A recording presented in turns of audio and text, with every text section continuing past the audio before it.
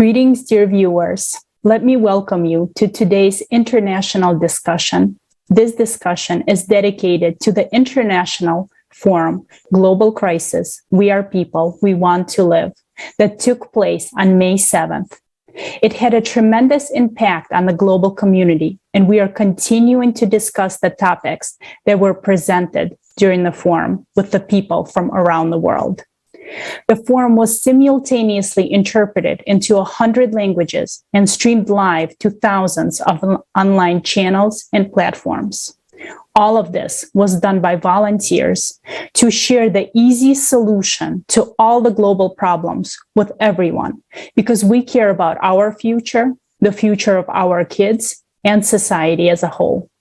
The truth was voiced during the forum, and this is the information that can help us build the society of our dreams, the creative society. And today, my co-host is Marek. Marek, would you please introduce our guests? Thank you, Olga. So today, here with us is Silkie Harvey from the United Kingdom. Silkie is a founder of the Inner Hippie Club and Inner Hippie Books, radio presenter, international best-selling author, senior-level executive contributor at Brains Magazine, Brains 500, and etc., and CREA Global Awards 22 nominee. Welcome, Silkie. I'm glad to be here. It's a pleasure. Thank you. Our guest is also Nordino Nelson from Mozambique. Nordino is a teacher and a trainer. Welcome, Nordino. Well, thank you for this opportunity that the Creative Society is providing for us here just to gather our ideas. And it is a pleasure for me to be here together with you guys. Thank you, Nordino. And also here with us is Anik Kähler from Germany. Anik is a biological laboratory and environmental analyst, chemical engineering teacher, organizer of the biotech educational program in Neumünster. Welcome, Anik. So, before we begin our discussion, let's watch a small fragment from the Global Forum that took place on May 7th about the actual situation in the world.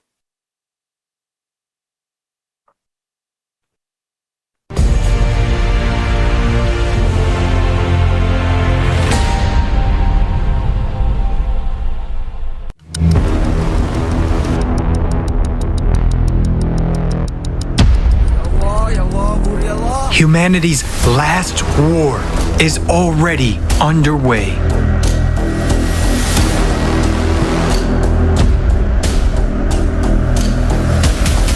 The enemy is destroying everyone in its path. At first, I thought it was a bomb explosion. It's scary. It's very scary. I honestly thought that I was going to die. What was happening was like a nightmare. Everything was destroyed. I couldn't stand to see the corpse of a mother hugging her burnt child. My heart is breaking with pain. Our enemy is climate.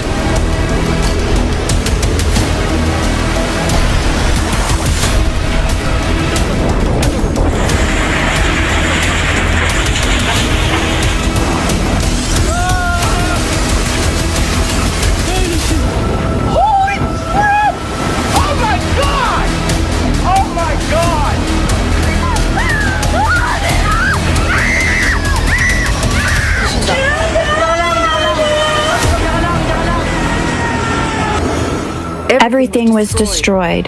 There was no warning, no advice, nothing. When I went out, I saw something that looked like a tsunami. My father died right under our rubbled house. If only I could have helped him. I thought my family and I would die because the wind and the rain were unbelievably strong. I'm looking for my wife and I need her. I want to be strong, but I can't hold back my tears. When we realized that the water had invaded the house, we only had time to get people out of the house. There was no time to grab anything, and I lost everything. And these are just its first attacks. It won't agree on humanitarian corridors. It won't sign a peace agreement. It doesn't need time to regroup. And it won't run out of missiles. With each new attack, the enemy only gets stronger. What can we oppose against this enemy? Can we, humans, survive this war? If meanwhile, instead of carrying out planetary mobilization and creating a united front, we are killing each other. I don't want to die. I want it all to be over as soon as possible.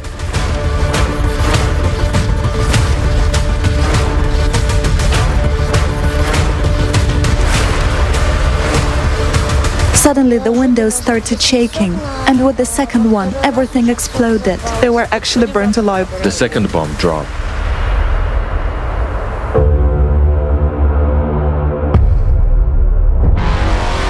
We're killing the planet that is our only home.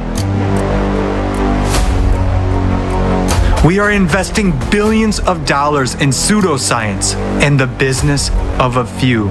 Instead of providing for life to billions, we are being artificially divided. We've been inculcated with hatred for one another, and all for the power of a few over the billions over us. But before the climate, everyone is equal. Everyone will lie in one mass grave unless we rally our strength today and stand united against the common enemy. Yes, it's hard, but we must do so if we want to survive. For we are people. We want to live.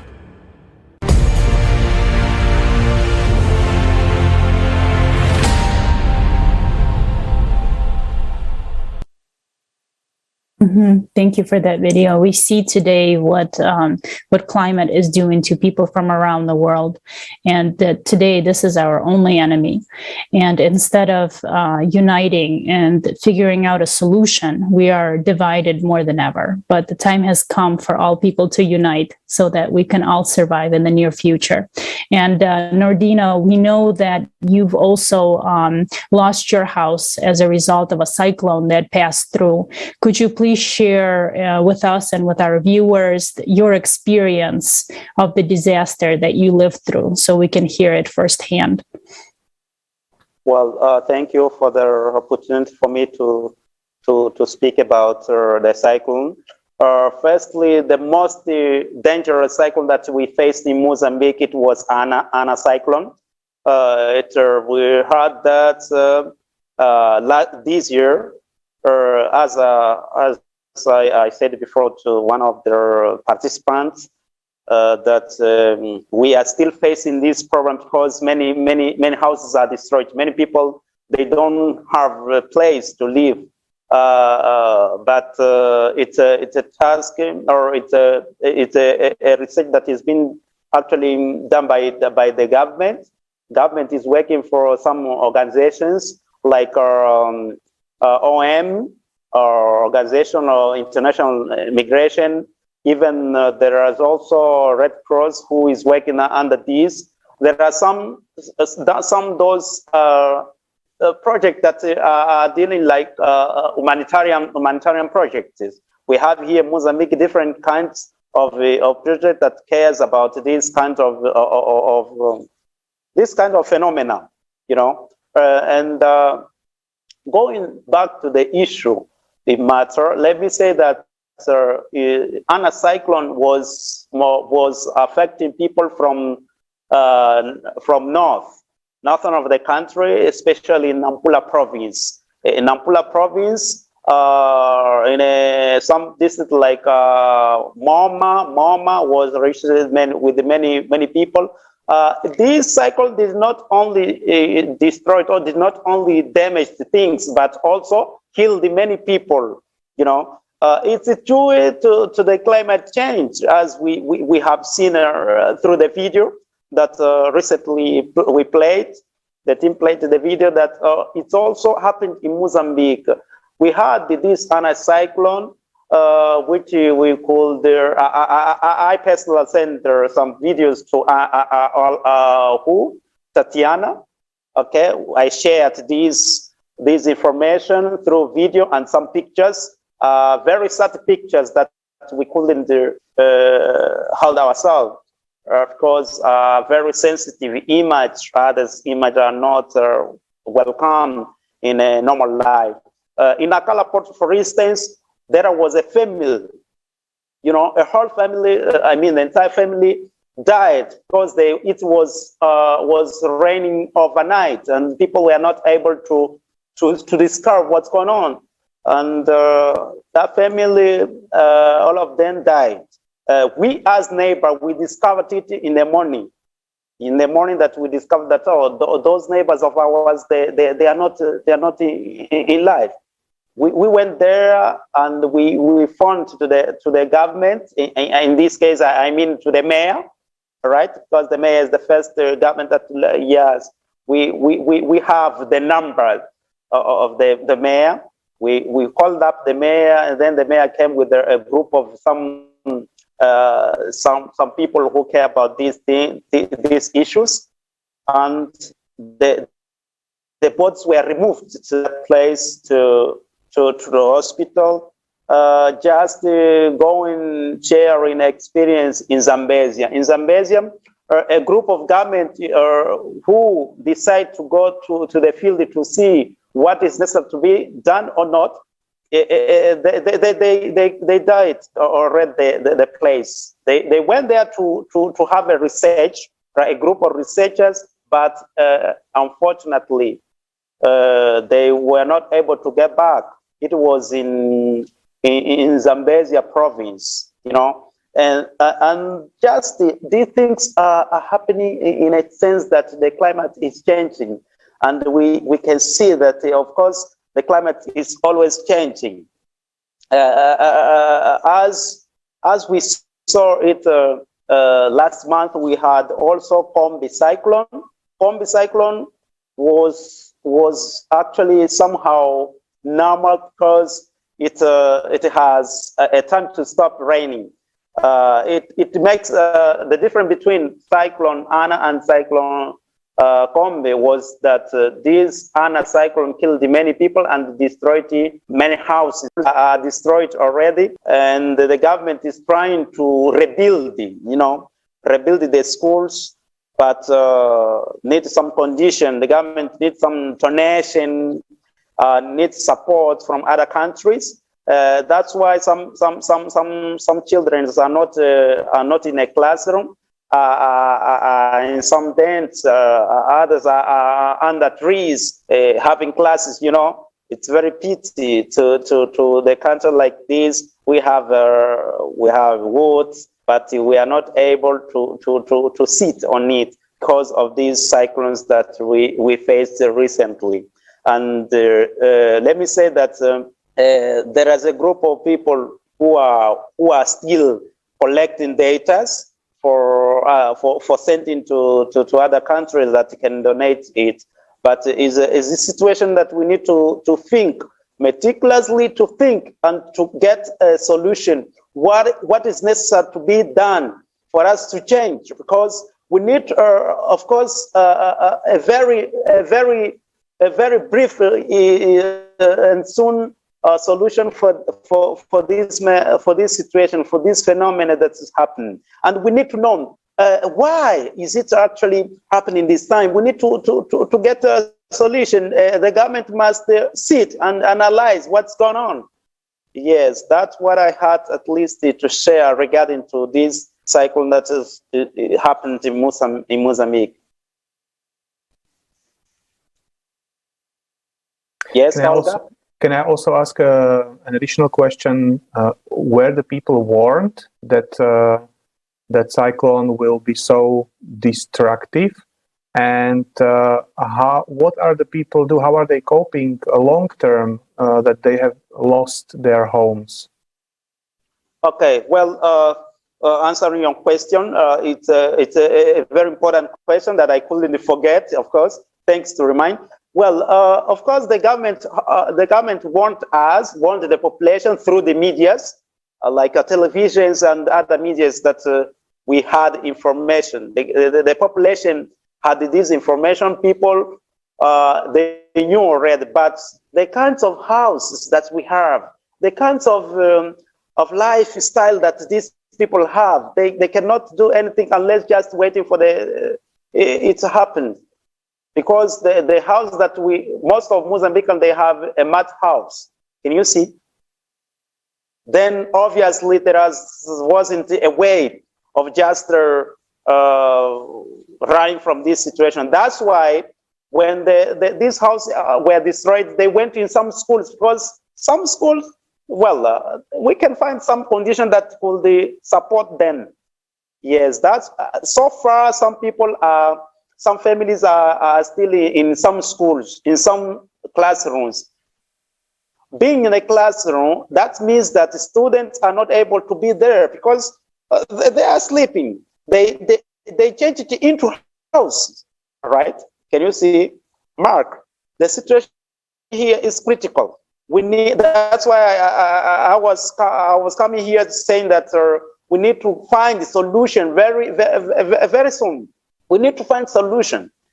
The government must discuss this issue, must take this issue in a higher position as all of us. All of us were worried so far. I feel a pity as a trainer, as teachers. I see my students are not coming to school. That's a pity, you know.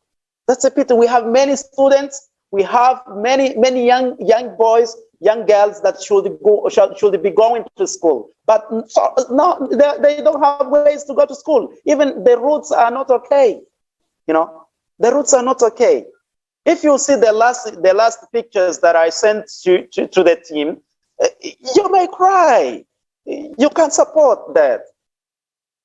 Then that's why I'm just emphasizing, I'm highlighting that the government or we people in the world, we need to find solution for this situation. We need to find solution because it's something that nobody can take a solution, can find a solution of it unless being us. Yes. We are the building. We are the people. Yes. Thank you very much. And the solution is already in place. This is the Project Creative Society that we are discussing today. Thank you very much for sharing your experience with us. And moving forward, I would also like to ask Silke. We know that you are basically devoting your life to these topics. You even wrote several articles. And before I ask the question, let me just quote some of these. So you wrote that the consumer society cannot continue at the rate it is going, or we must stop burning down the ship we are sailing on. So these are really powerful thoughts. And so the topic of ecology has been on your mind, obviously, for a long time, and we can see it. So has the forum provided you with some additional information you haven't been aware until now? What's happening on our planet? So, yes, it's been a topic close to my heart all of my life because I am madly and passionately in love with Mother Earth. That's no two ways about it. And everything I do is based on how we can live peacefully and how we can live in harmony with Mother Earth without polluting her further. Because I was fortunate, I had a geology teacher in the 1980s who knew about these topics, and he told us about the 12,000-year cataclysm cycles. So I was fully aware of what's happening. And even though when you look on Google and places like that nowadays, it is being played down like, oh, what happened 12,000 years ago was just a meteor that hit the Earth. You know, I knew different from an early age, but I also have found over the years there are just so many things that are coming together that show that most of the environmental scene we are on now, like the CO2 situation that was mentioned in the forum are political agendas to keep people happy, occupied, to make the population think that something is being done about something that is inevitable anyway, because we cannot change nature, we cannot stop this climate change, which is a natural cycle. And I was shocked, especially when I saw the bit about Kentucky and all the damage, the destruction has been done there. I mean, we're talking about a first world country, a fully developed country like the United States, and yet people were not told about that hurricane was coming, a tornado. People were not receiving any help. There were no emergency services, or not enough emergency services. Those emergency services who were there were desperately inadequately equipped, so they could not help as much as they wanted to. And now in the aftermath, people are not receiving any aid either, any help to help them rebuild their lives. And I would have thought that, especially in the developed world, with the amount of money the governments in the developed countries have, that should not be the case. I mean, it should not be the case that people don't receive any help anywhere, because I believe there is enough money on this planet to look after all the people. But here is the big political problem I see at this time, that 1% of the population owns 99% of all the wealth. And the entire consumer society is geared towards making that 1% richer and richer and richer, and hamstring and hoarding more and more of this money, which should be distributed equally throughout the world.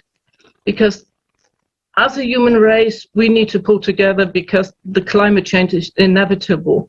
So instead, the whole political agenda is to divide people, divide and conquer, use humanity as nothing much more in my eyes than slaves, really. We are all slaves to the system, and all we are meant to do in our lifetime is make more money for those 1%. So, humanity needs to wake up to the fact that we are all being kept in our places, and that this 1% is ruling the planet so with such an iron grip that most people don't even realize we are in this cycle, because most people have been taught and conditioned to be consumers, to just like wake up in the morning and then carry on consuming throughout the day without even thinking about what life is really about. So the whole system makes you just consume mindlessly, so you don't start thinking about the real issues at hand, which is that we all need to pull together as the human race to survive on this planet.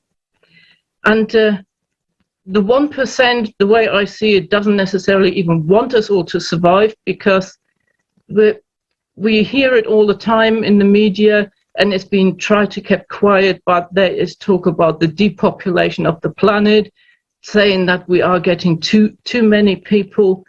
And it can well be, I mean, I have no proof of this, but I have a strong feeling that all this agenda of not telling people about disasters, even though we have got the technology to predict very accurately where the next tornado is going to hit, to not help people once they are in an emergency situation, it's all just part of this depopulation agenda, because it will make it so much easier for the ruling 1% elite to then influence and indoctrinate the remaining people through fear and through the consumer society, to just basically keep quiet and keep producing the money for them.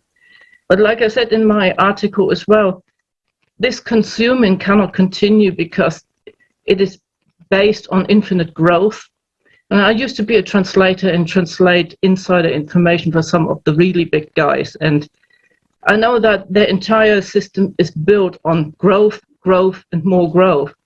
I mean, they are talking about, in their budgets, about 5% growth for the next year.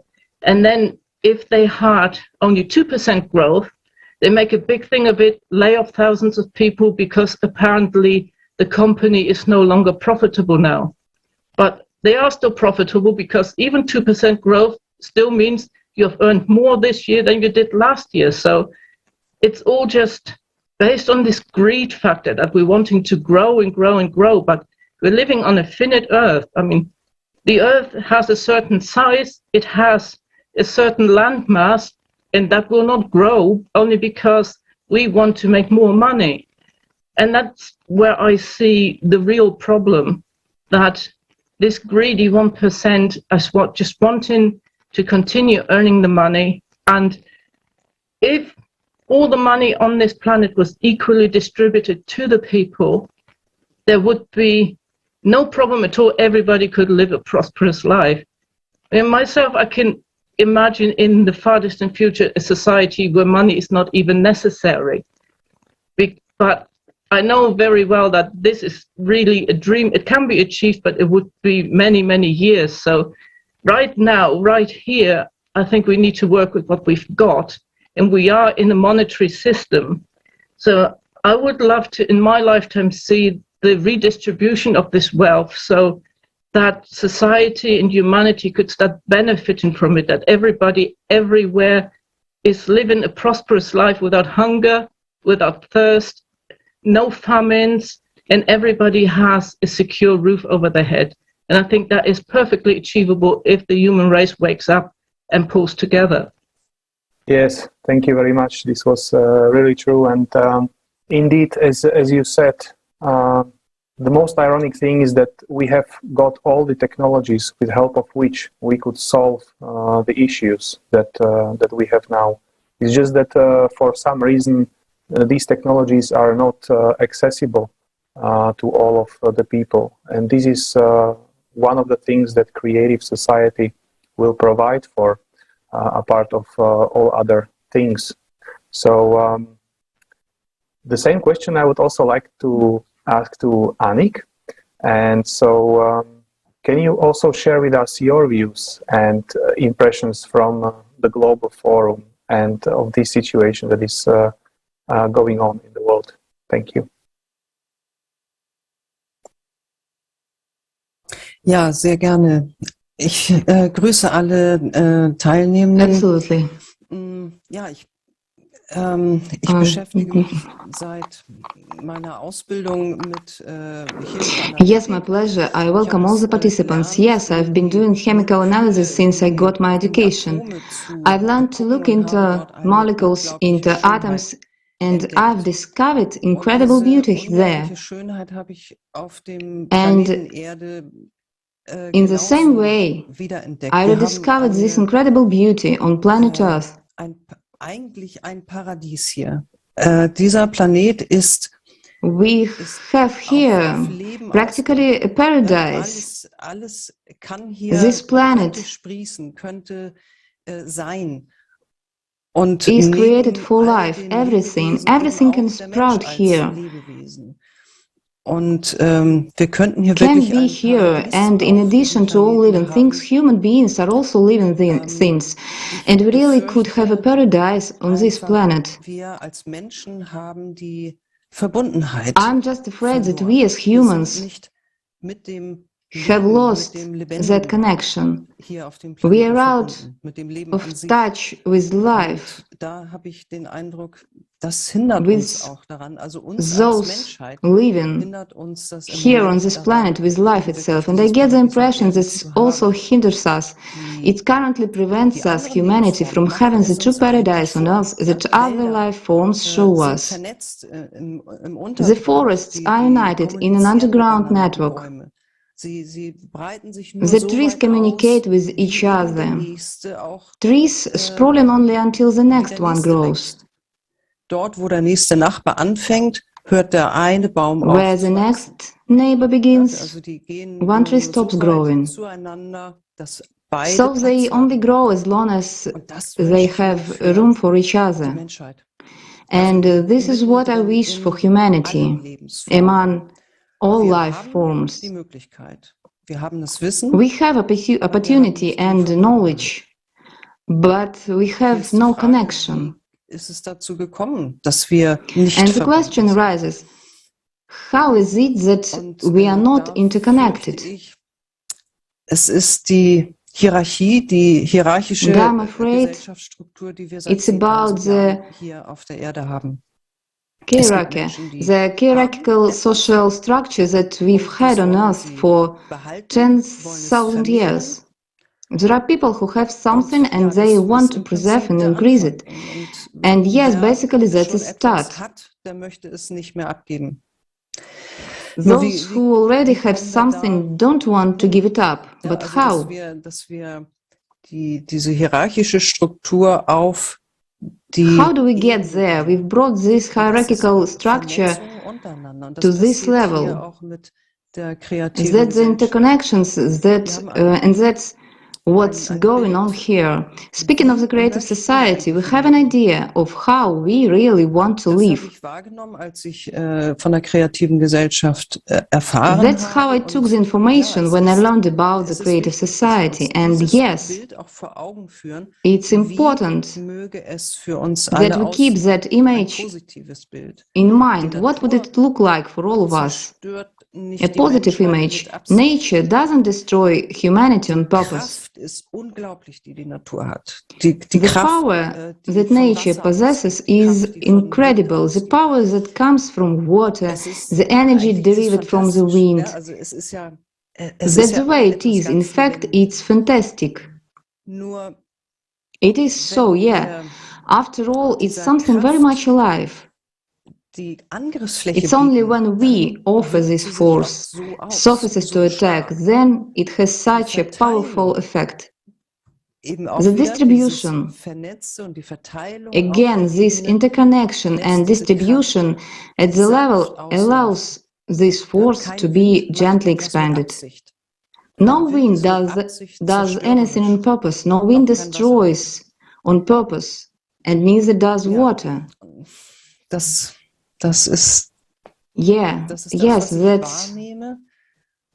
what I perceive. And I would like humanity to reconnect and imitate nature. How can this work? And to do that, it's important that we have an image. How do we really want to live? What kind of people do we want to be? What kind of person do I want to be in the future, now and in the future? And maybe that question helps us to make a statement. Decision, no, I'm not going to do that anymore. There is a line here. Das Überleben kämpft. Ich gehöre nicht dazu. Ich kämpfe nicht das Only for those who struggle to survive. I'm not one of them. I'm not fighting for survival. At this point, I'm not. I'm doing fine. I feel rich. But how many people are struggling to survive? And one who is in a struggle for survival can't unite with the living. These are mutually exclusive concepts. Those who are in survival mode have no concept of unity, not even with one's own brain, by means of the neocortex, and also with the non-living. Da würde ich auch gerne weiter mit anderen I would like to discuss this with other people, how it works and how this or that person sees it,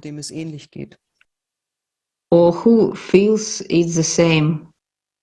Ja, ich wünsche mir, dass es besser wird hier. Yes, I'd like everything to get back to normal right here.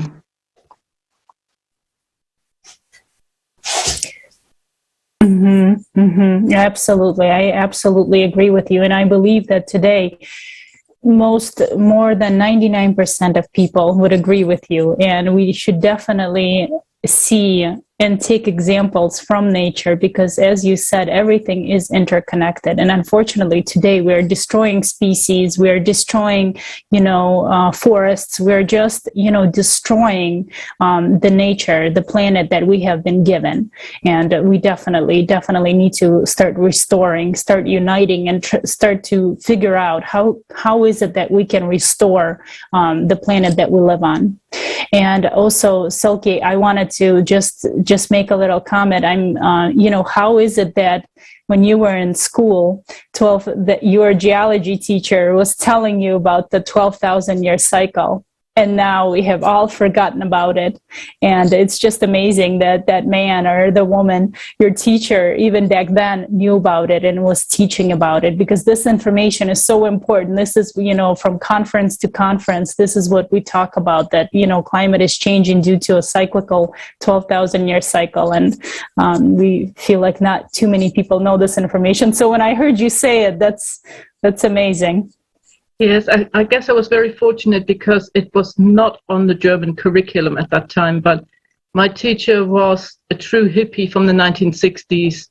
He used to turn up with the woolly jumpers and the big Bandebomb symbols, and he was very, very much into it. And I guess somewhere amongst those hippies of the 1960s, even though they were written off as weirdos and a bit wacky, there were some people who knew the truth, and that's why the whole movement came about. And I was just very fortunate to have a teacher like that who told us things that were not in the curriculum. Yes, we need more teachers like that, more scientists, more researchers like that talk about it today. And as I mentioned earlier, 99% of the population are aware that the current consumerist format of society does not work.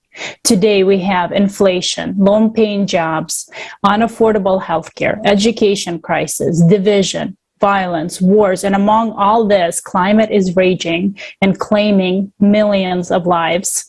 And we all understand that the one and only ultimate root cause of all this is the current consumerist format of society, in which we delegate our power to few people who defend their own rights. And we saw this, as Anik said, for the past over 6,000 years. But what can we do? If all people unite around one common idea, then we can build a world we all dream of and we all deserve. And this is absolutely possible today, because we all want to live in a world in which no man has power over another, a society in which we, the people, decide, for example, how the public funds are spent, and make other global and local decisions altogether. And this is totally possible to do, and this is what the creative society is all about. And right now, if we could just watch a short video about charity funds.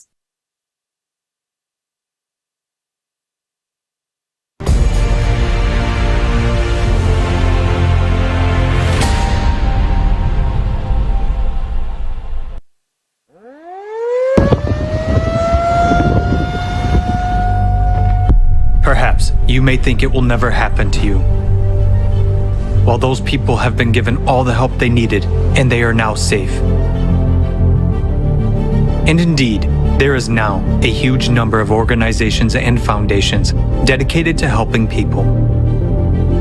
The largest of them, the United Nations, is positioning itself as the guarantor of peace and security of humankind.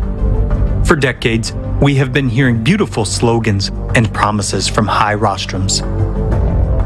If you listen to these loud statements, it may seem that we will solve all our problems.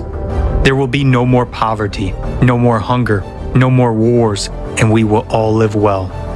After all, there are over 100 international organizations working under the aegis of the United Nations to solve the world's problems. For every new problem, a new organization is created. Every year, UN member states pay huge contributions to these organizations. In fact, this is money from our pockets. These are the taxes we pay to the state. Between 2010 and 2020, according to official data, the 44 UN organizations alone raised $540.4 billion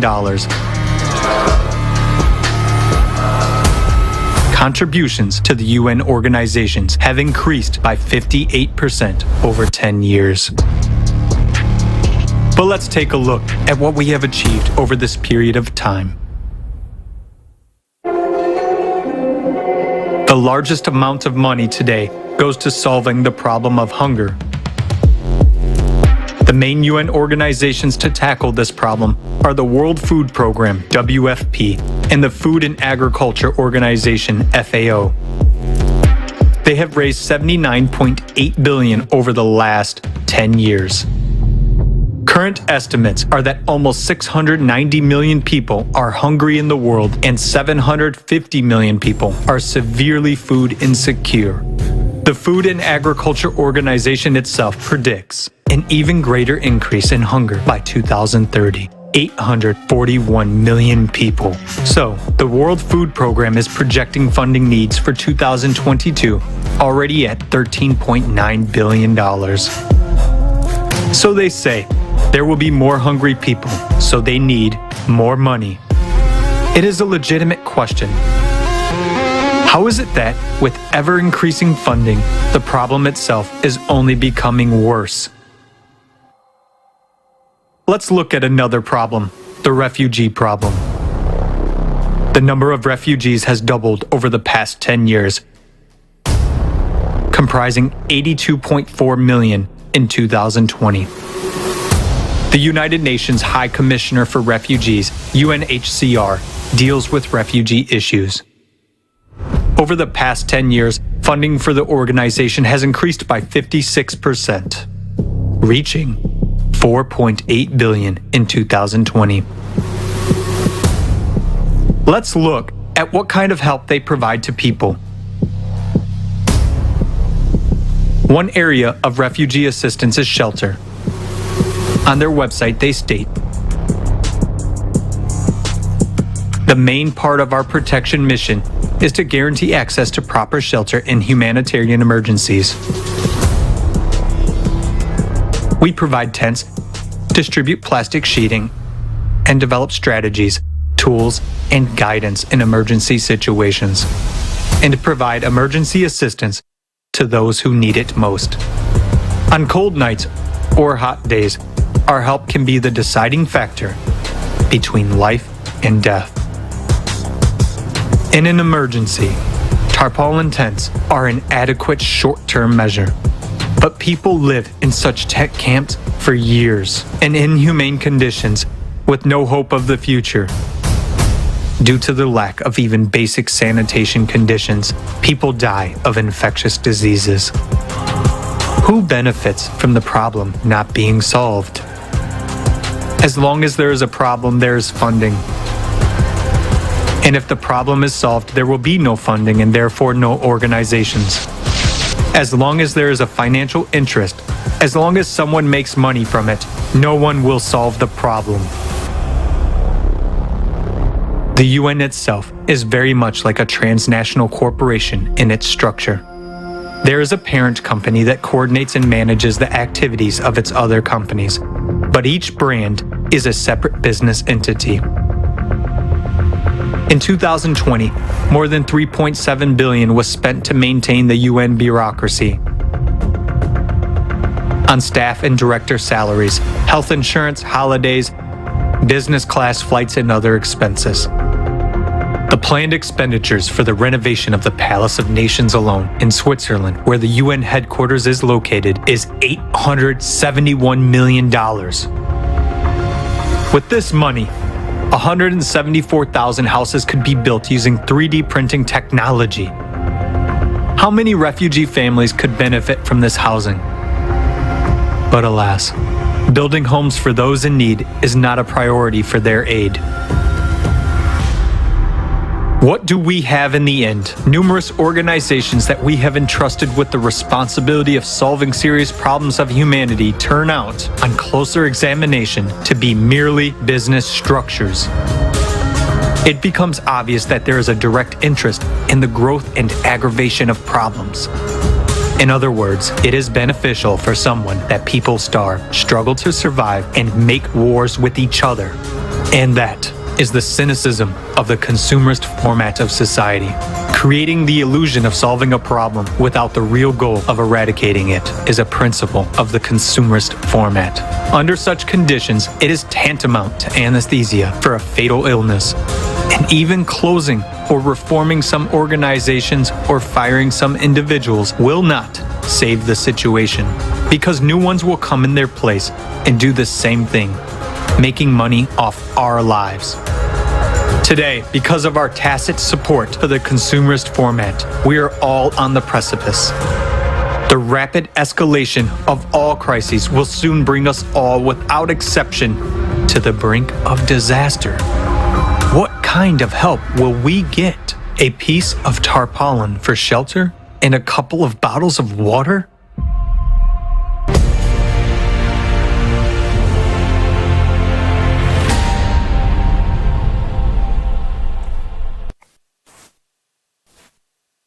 Yes, as we've seen, you would think that with all of the money that we have, we could have a beautiful planet.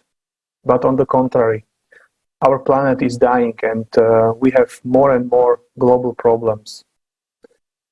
Growing in consumerist format, we were taught to shift our responsibility. Now we clearly understand that nobody will help us, neither political nor governmental organization. We need to organize ourselves. And here I would like to come back to what Anik said, that we need to unite. We need to synchronize ourselves. I absolutely agree with this. And we know, Anik, that you are an environmental analyst and a researcher. I would also like to come back to the topic of technologies. Do you think there are any solutions to stop the ecological crisis that our planet is already facing, that these technology solutions would already be existing that we could use? Das ist eine gute Frage. That's a good question. People, there are a lot of people who are incredibly resourceful and have a lot of ideas. We have such an advanced brain that we can come up with all kinds of solutions. That's what makes us human. Yes, unlike animals who don't have that range, they are quite limited in their behavior. Basically, we have all possibilities, and if a problem arises, we also find a solution. That's what makes us human. And in that way, I firmly believe that we can create many solutions to energy issues, and they do exist. If you think of power plants that convert wave motion into energy, into electricity, or osmotic power plants, or wind, solar, and so on. It's possible. All of these things already exist, and we have to want it. We as humanity have to want to exploit these possibilities or find further solutions to problems. We are able to do that. I'm firmly convinced of that. To comment a little bit. Thank you very much. I fully agree, and this is actually the goal of creative society, is with help of moving away from the consumer format of society, where the scientific potential is being paid for by, let's say, few people who use it for their own interest to make more money. In creative society, where the scientists are not anymore, let's say, dependent on grants or funds for dedicated research, but have got open hands by, again, uniting. This is where we can find all the solutions to the problems. that we have. So I fully support what you've said, and thank you very much. And maybe I can pass the words to Olga now to yes, thank you. Mm-hmm. Yes, and thank you, Anik, so much for sharing. And also, Silkie, we know that also in your article you wrote about the technologies that we already have that are available to provide food, clean water, and so on and so forth to the people. But unfortunately, today these technologies are not used because we live in this consumerist format of society, and it is not beneficial to use them. Maybe you can talk a little bit about this and how in the creative society these technologies will be used and will be available to all people. Yes, sure. Well, I have done a lot of my own research, even though I'm not a scientist, but I do believe that even as an ordinary person, I have a duty to inform myself. So I've found so many technologies we have already. One was even mentioned on the forum, extracting drinking water from fog. Desalination plants to get drinking water from the very sea itself. There are people who are inventing plastics that are plant-based and not oil-based, so they can decompose. There is this movement of bamboo at the moment, that things are made from bamboo instead of plastic. So there are so many things going on right now in society that are going in the right direction, but I just don't see them going mainstream. Like, for example, take things like the bamboo toothbrush. Myself, I've been using them ever since they first came on the market, but to even source one of those toothbrushes, I need to go to all sorts of lengths, order them off eBay, because I cannot find a single toothbrush like that in my local shop. I go into a supermarket and everyone is talking about we need to reduce plastic. Then I am almost hit in the face by the sheer quantity of plastic. And that gets back to the same old problem that people don't have enough money to buy into these new technologies, because when I tried to go plastic free one time, I actually found it is extremely expensive. I just could not afford it on my income. And I consider myself as having a comfortable income. I'm definitely not on the poverty line. But even I could not afford to buy all these products because they are 5, 6, sometimes 10 times as expensive as the conventional plastic products. So what happens? I end up back in my local supermarket doing the shopping that I can afford and ending up with a huge mountain of plastic every time I unwrap everything at home. So yes, we definitely have all these technologies, but they are being priced out of the market, again, by those who are wanting to make more money, going probably right back to the oil industry, because after all, plastic requires huge amounts of oil. So therefore, there is a direct interest of not getting rid of these products that are damaging to the planet, because they make much more money for the 1%. So I have really dedicated a lot of my time to finding all these alternative technologies, and my dream is one day to have a place. I own a lovely property in Bulgaria, and I'm just dreaming of making that place into a center where people can come and learn about, growing plants vertically, and alternative ways of harvesting, and just living in harmony with nature, really. And I really hope that people around the world will wake up and try to do similar things. And even if it's only growing some potatoes and some strawberries on your own balcony, it would be a start, the way I see it. If all people around the world were to pull together and start doing these little things, like we could have, instead of just ordinary trees in cities, we could have maybe fruit trees so people get something to eat. That there are so many options, possibilities to create a beautiful world for everybody. We just really need to all start acting on it and start making it happen, because if 8 million people around the world suddenly start acting on these things and implementing it, the 1% won't stand a chance. It's just a fact that we're so so many more people. We outnumber them greatly. We just need to wake up to the fact that we hold that power.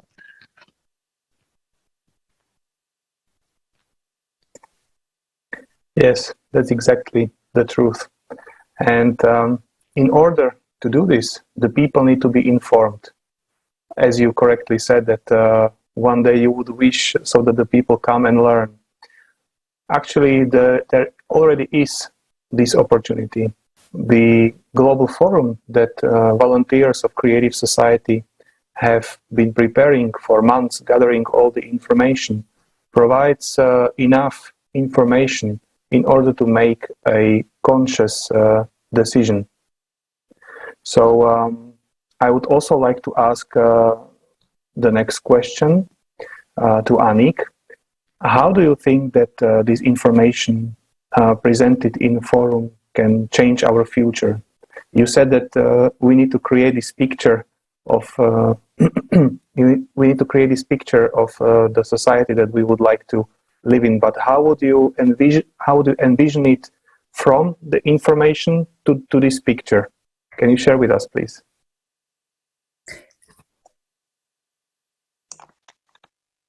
Das ist eine ganz, ganz wichtige Frage, Marek. This is a very, very important question, Mark. I think it's essential that every person be affected, that the image or circumstances get under his skin, really get under his skin, that is, get under his own skin. I know from my own experience that when I see a lot of really awful images, something inside me can shut down. This is where the difficulty can arise. It may be moments,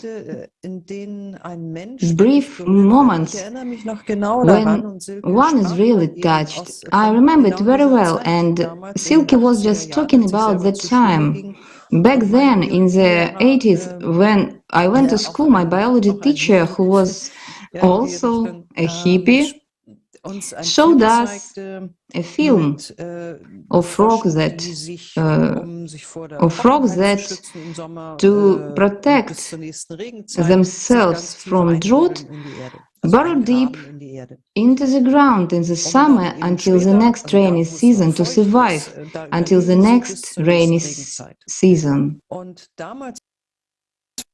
And then in the 80s, the drought was getting worse and worse, so the frogs had to bury themselves deeper and deeper.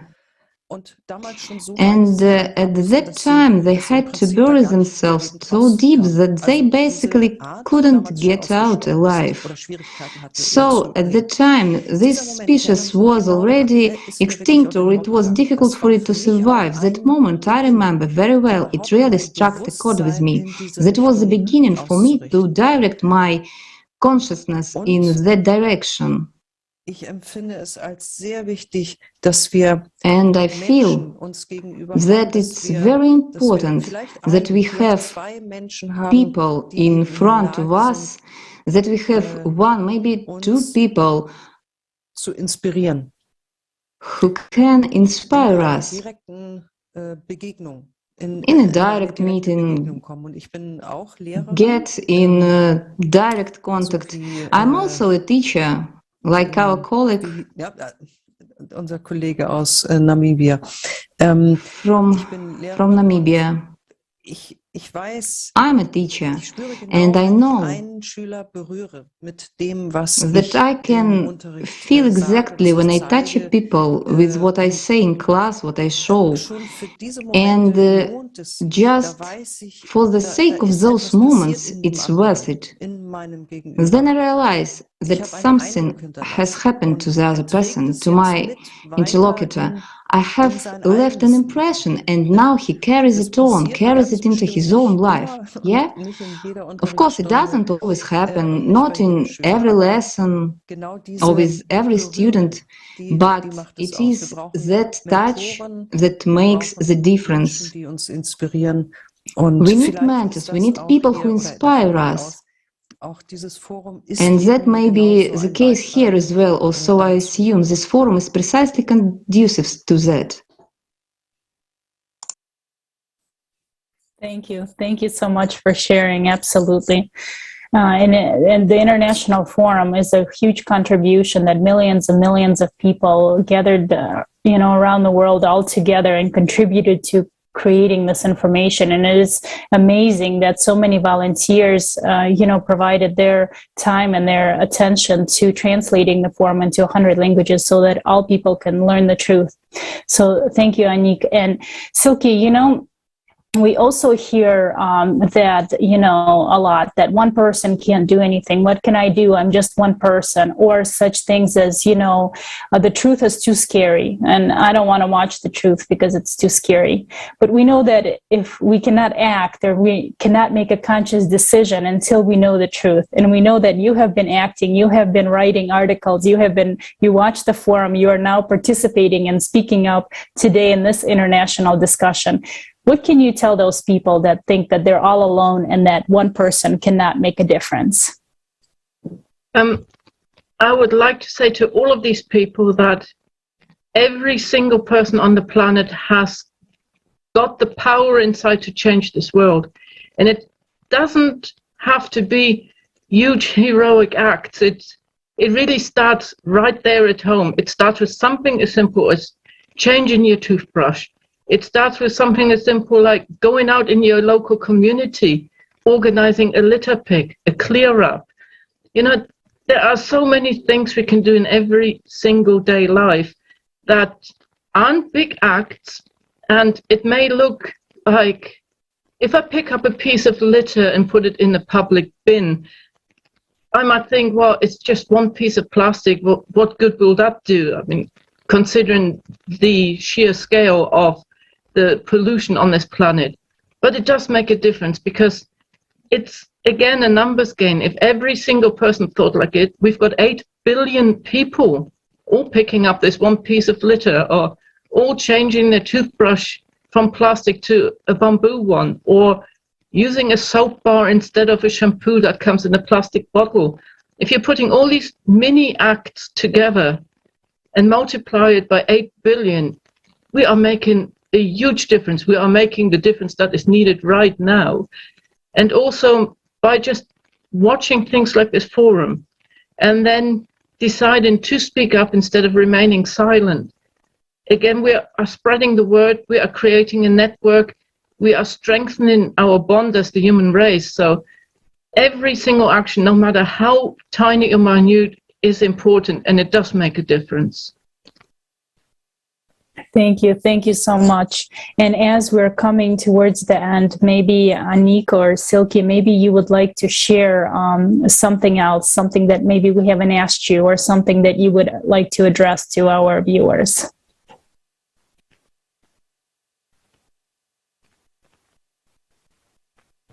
I would like to say to our viewers, just go out there and enjoy life, because the worst thing to do is to start shriveling up with fear when we see these images, because these are scary images. But if we all, as the human race, keep a positive spirit, positive mindset, and then just start the changes that I just talked about, these tiny little changes in everyday life, and just be positive and love the human race, love Mother Earth, then we will find a solution to this problem.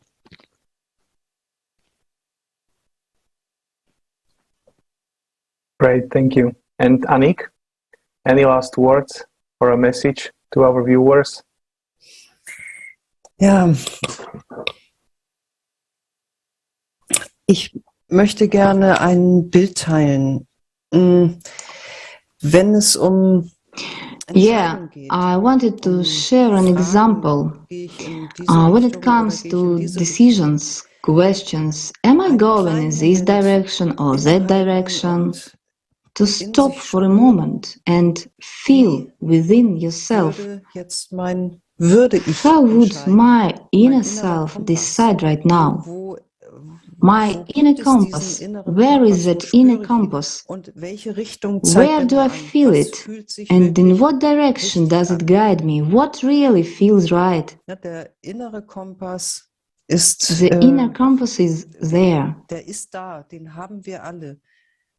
We all have one. I wish for all of us to find access to it as well. And when we become aware of this compass, we become aware of our own dignity. Thank you very much. This was very touching. And indeed, everyone has got this internal compass. Everyone has got, everyone knows actually what's good or what's bad. And yes, and if we choose the good one, we can really do a lot. So coming towards the end of our discussion, our dear guests, we really appreciate the time that you are taking to participate in this discussion. Your participation is very important and truly valuable, and maybe even motivating for other people to join and with our small actions creating a better world. Dear viewers, if the information that you heard today matters to you and you would like to contribute to the greater good of humanity, please take action immediately. The information that you have heard today during the international discussion that was voiced by respected speakers from all parts of the world, also during the forum Global Crisis, We Are People, We Want to Live, has to be heard by every human being on the entire planet. Please share it with everyone. It's as simple as that. Yes, thank you so much. I would like to also say thank you to our speakers today, our guests. Thank you so much for joining us. And also to our viewers, if you have watched the Global Forum and would like to participate in an international discussion such as the one you're watching right now, please email us at info@creativesociety.com. And I would like to say that the forum is very important for all people, and the information needs to be heard by all. In order to build a better future, we must work for it. Nobody's going to do it for us. We can no longer shift the responsibility on someone else. The future is truly in our hands, and it depends on how we use our minutes, our chance right now is what the future will hold. And sharing the forum is a good starting point for people to gain an understanding of the truth. And only by knowing the truth can we make further steps. So thank you so much to our guests today. Thank you, Marek, for co-hosting. And thank you, dear guests, for joining. And until next time. Thank you, guests. Thank you, Olga.